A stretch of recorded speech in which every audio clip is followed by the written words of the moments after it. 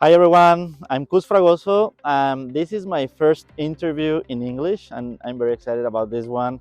I'm here with Michelle Bowen. And let me tell you a little bit the story how I met her. It was like in Mexico we say diosidencia or godsidence. I don't know if that makes sense. We just met randomly and she told me that she was running a school and then we started talking. And education is a topic that has always interested me a lot because I have a child, a 5-year-old.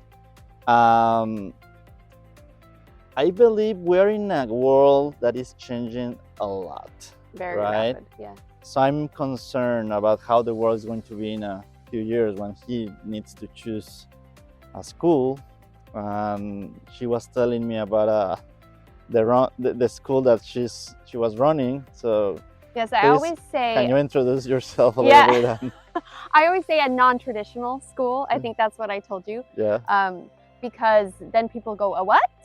Because when I just say school, you think of the normal things of grades and teachers, and we don't have grades and we don't have teachers, and yet the learning is apparent and the children love to learn. And so yeah, my husband and I, we have 6 children, and I was homeschooling. 6 children. 6 children. Yes, we have 6 children. And I just realized what I thought was real education was really not at all what I wanted for them or what was the most important. So we were spending time and energy on lessons that don't matter in the big scheme of things. Like what? Well, this is going to be controversial, maybe. I know. Like math. Prepare for that. Okay. Yes. This is going to be controversial only for open-minded. Yes, absolutely. And we found that as we've shared principles with parents, their minds do open because they can see that focusing on math and grades actually doesn't help their child become who they're meant to be. Mm-hmm. So it's not that math isn't important.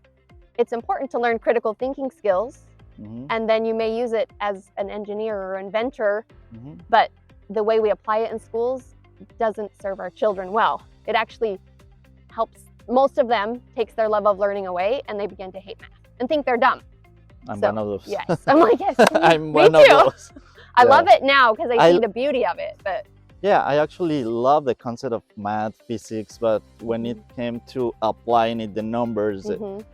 I always struggle. So Well, and I love that you said that because we see we call them heroes, not students. We mhm. see our heroes apply math and physics and engineering when they're building a fort out of, we have a funny little fort over there. They're applying those principles. They don't know they are. But when they get to play with the principles, then it makes sense older when they need them in their Mhm. life as an adult. Mhm. So, yeah. So it's more it's a system that is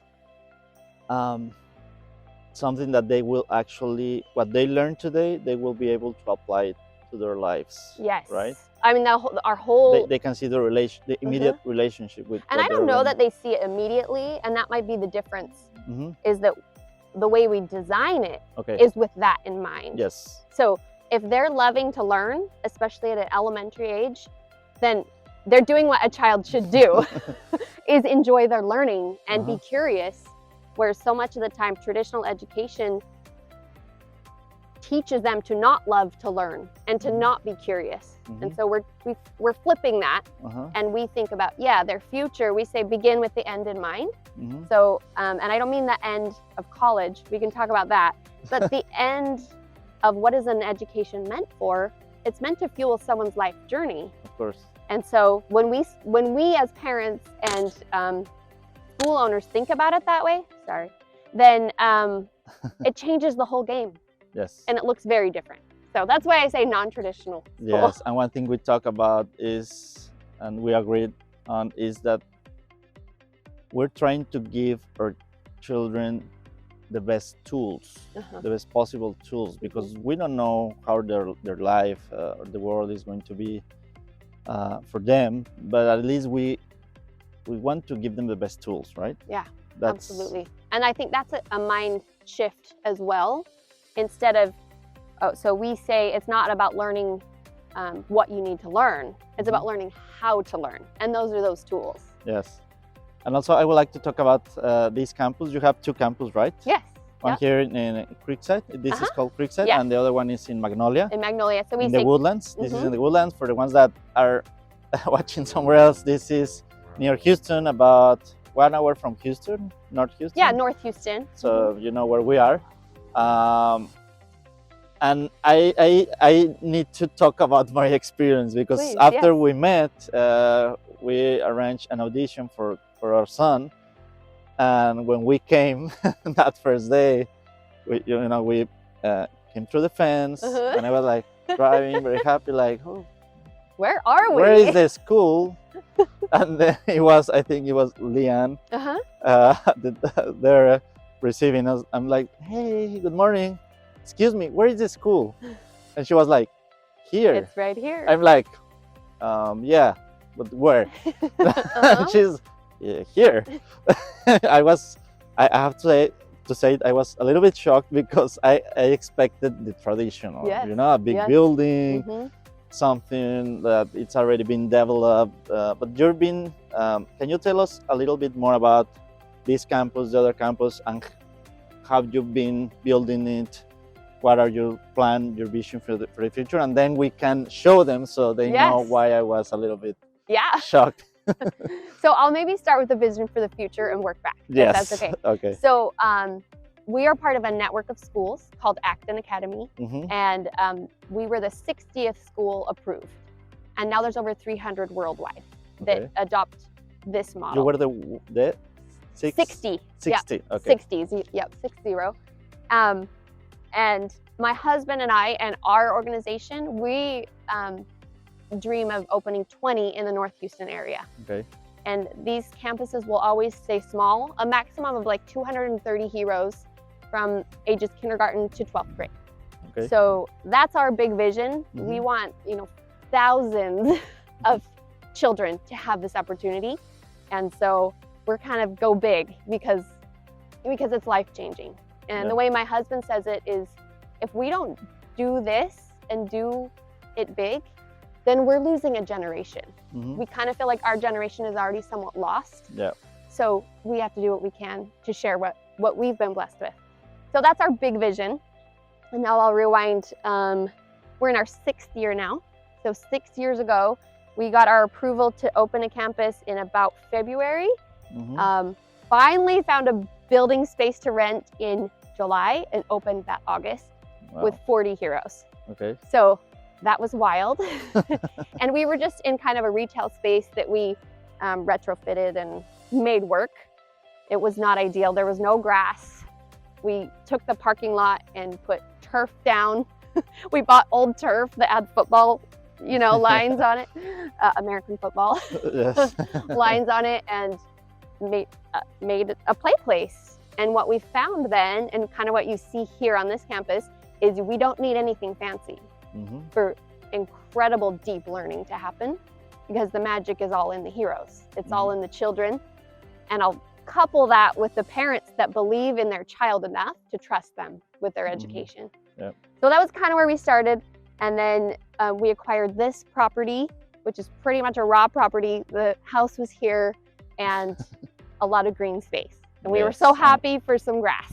And I love Yeah. so much green. It is It's a blessing. great. Yeah, it's beautiful. And you can see that it will grow here. Yeah, And let me tell you, because it's also part of my experience, because we told our child, our son, hey, we're going to a new school, it's different, let's see if you like it. yes, but you hadn't seen it, right? Yeah, we haven't. So you're gonna be there for half a day Mhm. and let us know, right?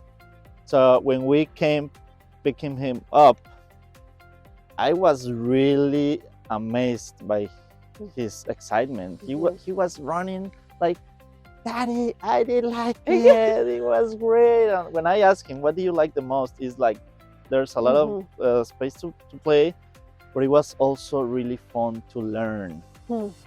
And it was like, okay, I didn't expect that. Yeah. Well, and so Exciting. articulate of him to be able to say Mhm. what was different. And it was even, he said, I finished all my lunch.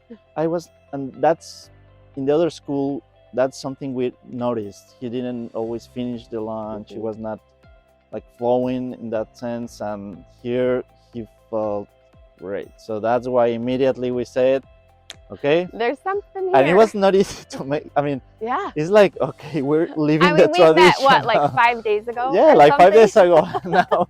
now tomorrow he's going to be.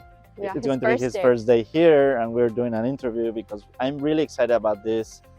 I've been actually yesterday we were with some friends and we were telling them about this, and they were like, I didn't know about that. They didn't know there was a school like that here. So tell me more. And we are already kind of promoting the school. Well, what we say is once you learn it, you almost can't unlearn it. Yes. Because it makes so much sense for the world our children are facing, but also for children. Like to have a place to run and play with quite a lot of freedom to explore your curiosities makes sense for children. Yes. But it isn't the traditional way. And my mom's a traditional educator, and I know so many brilliant, wonderful teachers and administrators. The system just has their hands tied in a lot of ways that it's not too big. I mean, the system is already too big to all. It's not easy to change. I mean, it's not. No, because I've met people that they want to change, and it's not possible. It's not just something that you do from one day to another. You need, I think for me, the right way to do is just start again, right? That's something exactly new. what this is. Yeah. Yep. So, okay, we have a lot to talk about. We will do for sure more interviews. Yeah, I would love to, yes. I will also like to talk to your husband, Brad. And can you show us a little bit here just before we finish? Yeah, this? Absolutely. So I mentioned this is our second campus. Once we acquired this land, we actually were able to get a property similar in Magnolia, but it does have a large school on it. So it's not the modulars, but this is just this is the park area. At lunchtime, you'll see the heroes out here running, playing Gaga Ball. Have you heard of Gaga Ball? Yeah, okay. A little bit. So that's that's a popular thing. There's a swing on the ground.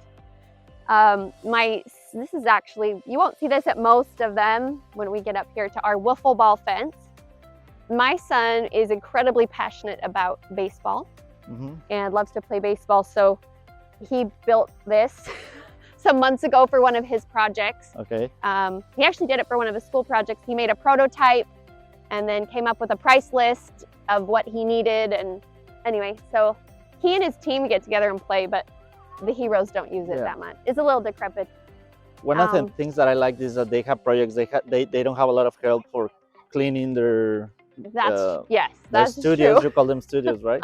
Yeah, the Can classrooms. you tell us a little bit about that? Yeah, classrooms we call studios. Yeah, we do have some deep clean done every other week or so, but they do studio maintenance. Yeah. And the idea behind that is that they have a lot of freedom here, but they earn that freedom by showing and learning responsibility. Okay. So, yeah, they are the cleaners and the keepers, and sometimes that means it's not very clean and not very kept. And then that can mean a couple of different things. They'll either make a plan to fix it, or we may fine them. They have eagle bucks that they are their currency, and so we charge them or fine them if they don't. Okay. Yeah. So that's the school, right? Yeah. So over here. Tell me a little bit for the ones that could be a little bit shocked like me. Yeah, absolutely.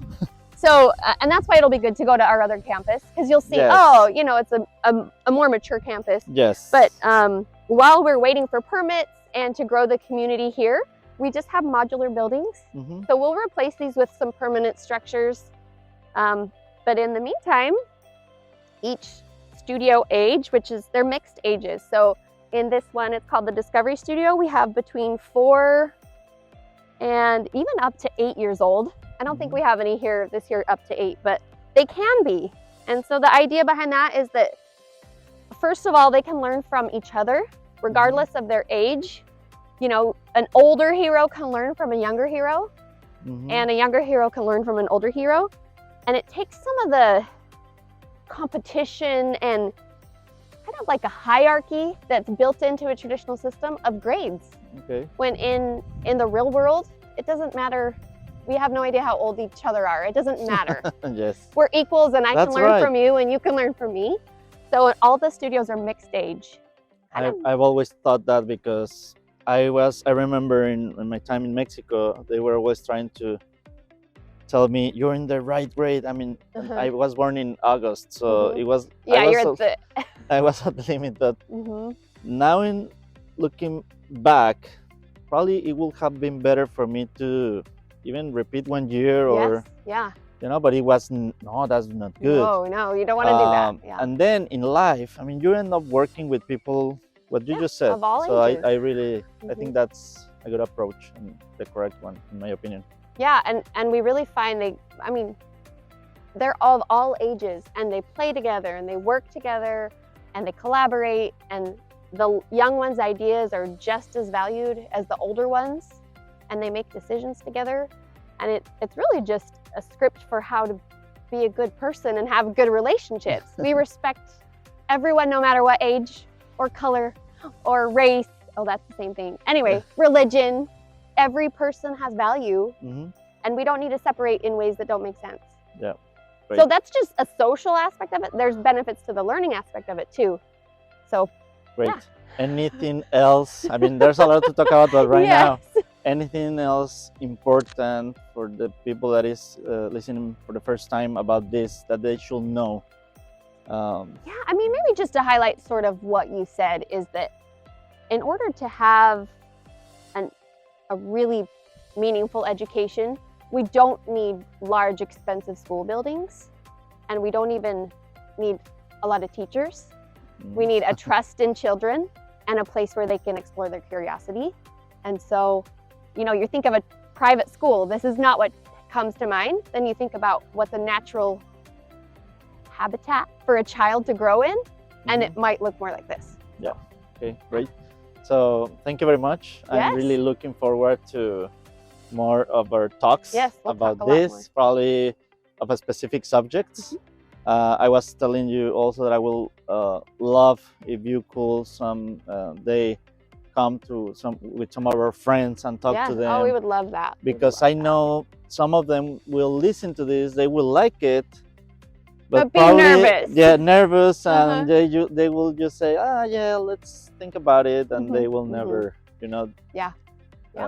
We're very much at the cusp of a new thing, and so families like yourself that are entrepreneurial and innovative and big dreamers and excited to take a chance, you're not scared of leaving convention, then they grasp on very quickly. Yes. And some others of us, and I was one of those, maybe still am, it takes longer and learning more. Tell me a little bit, if you were one of those, how was it for you to make that well, decision? I kind of remember my transition, my realizing that you can't open a child's head and pour knowledge in. That is not how it works. And I was learning these lessons for my own children at the time. That's not how it works. So realizing that just opened my world to, well then, how does it work? And how can I give my children life and light and the love of learning that will serve them forever? So it's thinking more about them than us, right? Because we're so used to think how we think that we cannot think different. Yeah, and not like learning and life isn't about check boxes at all. It's about having meaning in life. And that's what I realized I really wanted for them.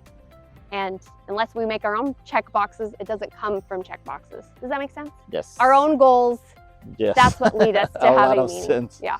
Michelle, thank you very much for your time. I really appreciate this. I'm sure this is going to inspire some people, and my wish is that this can even change some children's lives in their future. Yes, you don't even know this yet maybe, but what we say is that every child is a genius that deserves to find their calling and change the world. So we believe this and the children will change the world. Great. Okay. Thank you so much. Thank you very much. Yeah, we'll talk soon. Thank you. Yep.